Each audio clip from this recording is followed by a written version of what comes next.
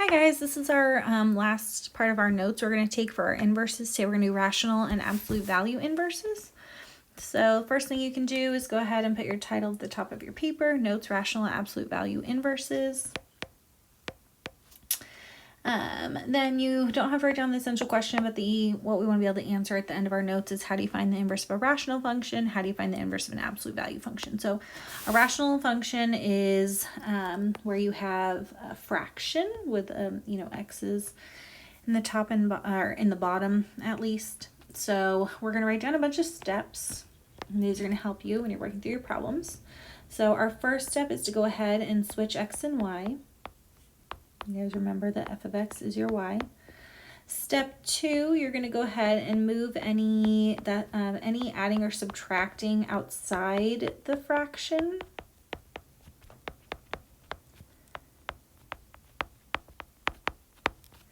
Step 3, you're going to want to multiply both sides by the denominator.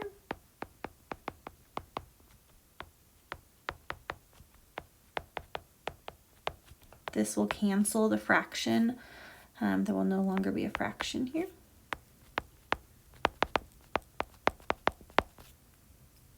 I guess I should have written the denominator, but denominator's fine, I guess. Step 4, you're going to go ahead and move terms that have a y in them to the left side, and if they don't have a y, to the right side.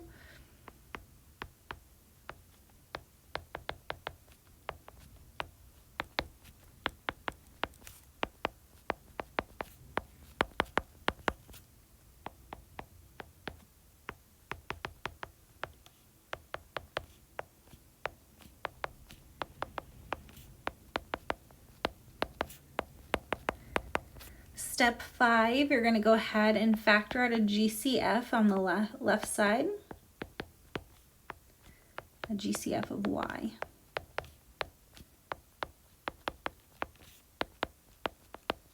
Step 6, you're just going to divide by whatever is in the parentheses.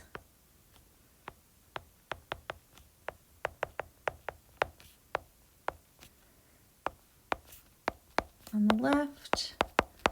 And then y should be by itself, so then you can go ahead and replace it with your f inverse of x.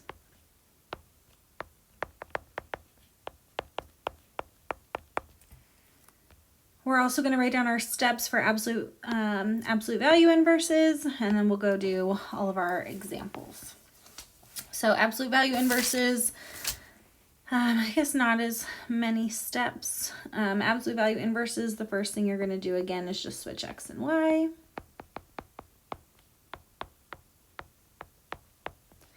Step 2, you would move any adding, subtracting, multiplying, or dividing that's outside of your radical.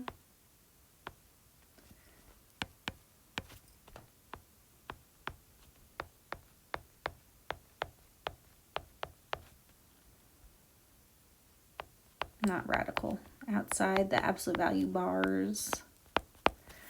Step 3, you're going to create two equations.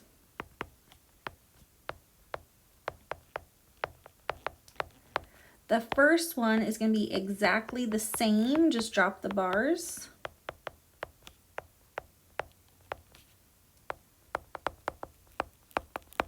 The second one, you're going to switch the sign on all the terms inside the bars.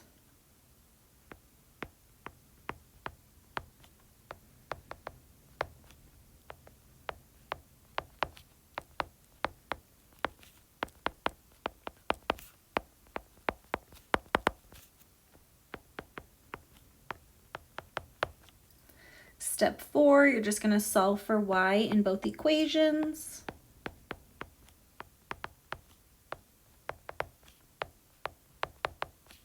So however you need to do that, working in reverse.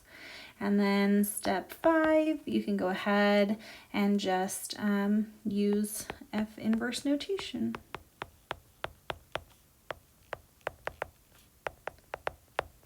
With two equations.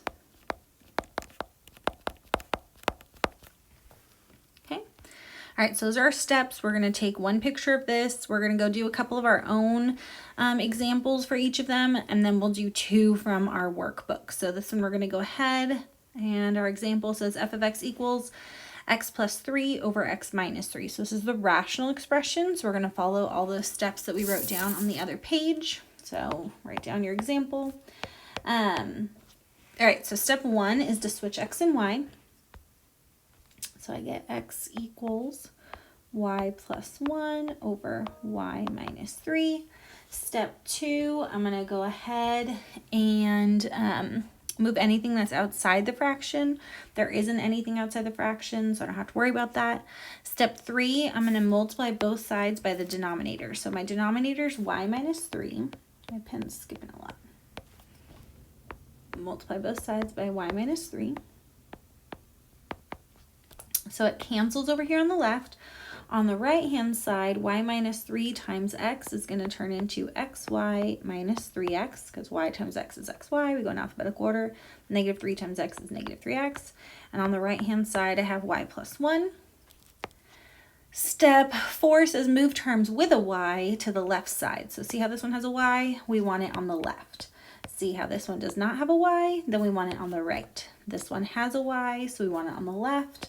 This one does not have a y, so we want it on the right. So I'm going to add my 3x over here to this side, and I'm going to subtract my y over onto this side. So you can't actually subtract these right here. You can't actually subtract them. You just have xy minus y, because they're not like terms, equals. You can't actually add these together. It's just 3x plus 1. Step 5 is you're going to factor out a GCF of y. So notice how these both have a y in common. So that GCF, greatest common factor, they both have a y. It goes outside the parentheses, and then basically you're dividing both of these things by y to move it outside the parentheses. So xy divided by y would just be x, minus y divided by y would just be 1. And then over here we have 3x plus 1. Step 6, you're going to divide both sides by whatever's in the parentheses. So I divide both sides by x minus 1. And y is officially by itself. So I can go ahead and, since it's by itself, I can go back to function notation. So it's f inverse of x equals. On top we have 3x plus 1. And on the bottom we have x minus 1. And that's our answer. Okay, so the inverse is also a rational expression.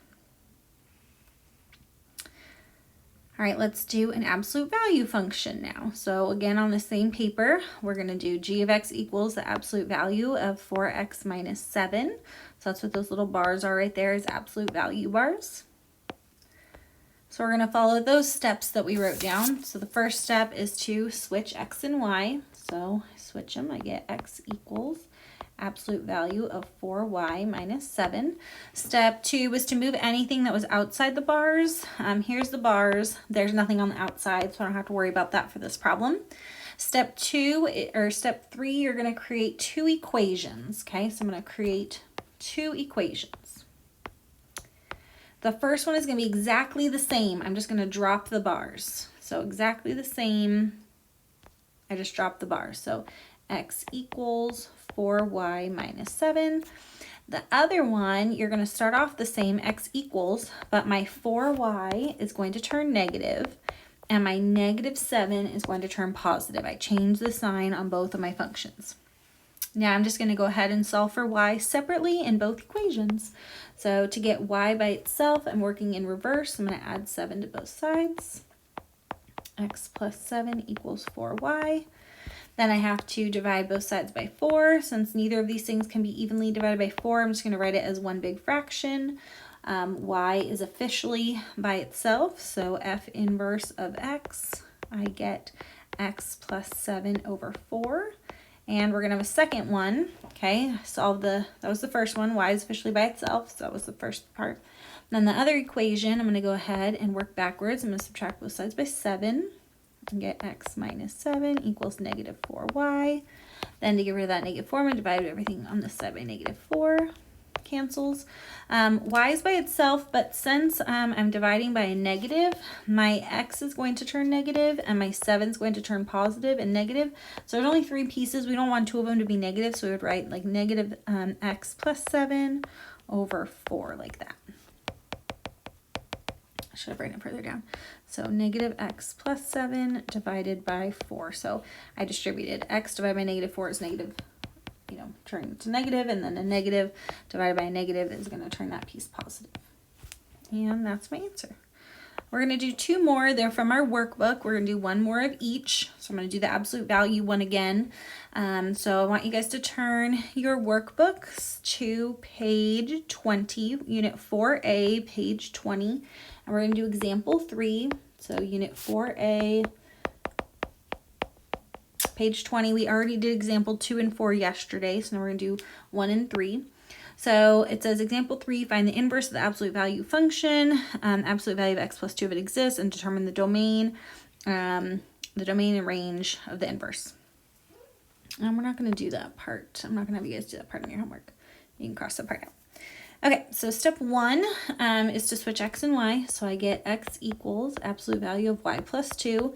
Next step is to move anything that's outside the bars. Well, there's nothing outside the bars, so we're okay with that. And then we're going to go ahead and break it into 2 equations. So the first equation is exactly the same, no bars. Absolute x equals y plus 2.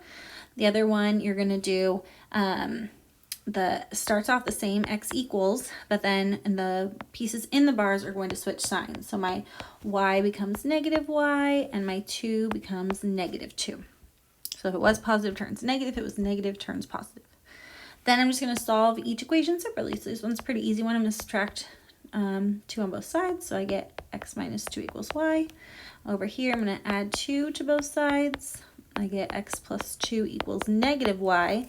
But then when I divide everything by negative 1, divide both pieces, that will give me negative x minus 2 equals y.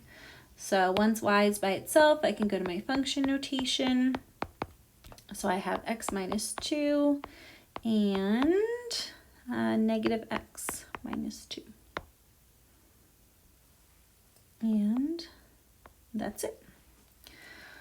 All right, one last problem. It's on the other side of this page, on page 19. So on page 19, we're not really going to follow all of these steps that they gave us. I'm going to have you guys use the steps that I gave you. Okay, so it says find the inverse of the function f of x equals x divided by x minus 1. If it exists, determine the domain value shared by the inverse of the function.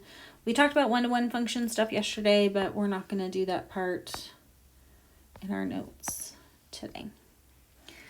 Okay, so first off, step 1 is to switch x and y. So I get x equals y over y minus 1.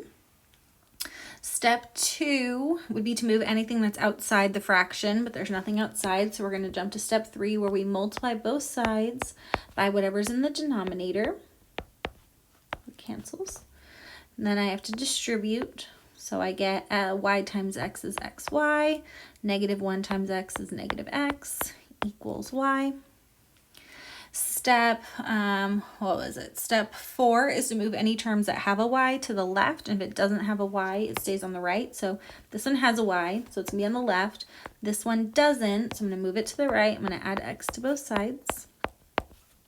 This one is a y, so I want to move it to the left. So I'm going to subtract it over here. Cancel, cancel. So I have xy minus y. You can't actually subtract them, and then equals x. Step 5, you're going to factor out a GCF of y. Notice how they both have a y in common, so you put it outside the fraction. Inside the fraction, xy divided by y is x. Negative y divided by y is negative 1 equals x. And then next step is just get rid of whatever's attached to y. So I'm going to divide both sides by x minus 1. And I officially have y all by itself, so we can go back to function notation. F inverse of x equals x over x minus 1. Something you might notice about this problem is that x over x minus 1 is the original problem. The inverse and the original problem are exactly the same. The reason for that is because a graph is a reflection across the line y equals x, right? Y equals x, it's reflected from this side over to this side. Well, the graph is symmetrical on both sides of that line. So when it reflects, it's an absolute value or a rational function. It kind of looks like this as two pieces. And it's actually a reflection of itself, that if you reflected it over, it'd be exactly the same, and it just reflects onto itself. So that always won't happen. It didn't happen on our other problem like it, but it won't always happen. All right, this is our last little set of notes. So it's slide 15 through 17 in our digital notebook. The steps part that we wrote down is going to go on the first slide. Then the two examples that I had you write down go on the second slide. And then page 19 and 20 goes on that third slide. And then that's it. We're done. All right, go do your homework.